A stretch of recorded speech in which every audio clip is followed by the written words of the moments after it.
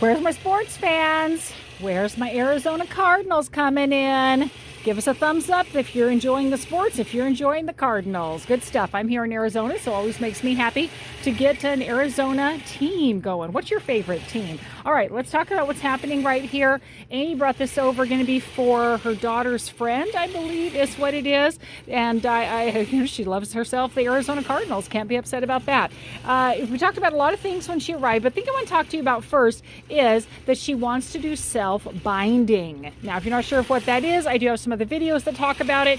You're going to take the backing fabric, you're literally going to roll it over to the front, creating the binding. You're not going to create binding strips, you're just going to use the backing fabric to do that.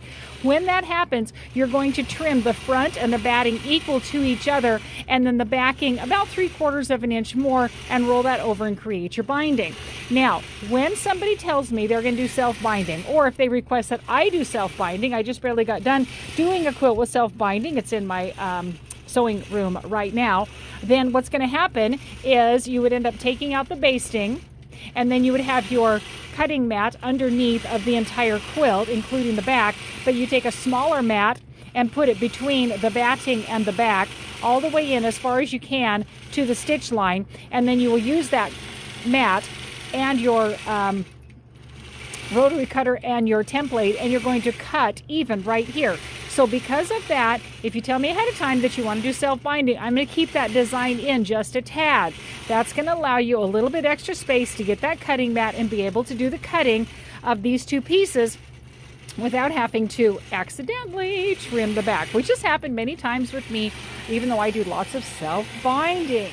In the winter here in Arizona, I will do a free clinic every year on doing self-binding and how to do a wonderful magic corner technique that I offer to show people on how to do it. So stay tuned. You might be able to attend one of those if that's what you're interested in coming to. It's a very intriguing discussion. It's a free clinic, and it will show you how to accomplish a wonderful mitered corner that's just amazing on your binding, for your self-binding. So that's what's happening. That's why the design is staying in just a tad on both sides. I'm bringing it in just a little bit. Once she gets the binding on, it's going to fill up the majority of this space anyway, but it'll make it much more comfortable to prep that situation there.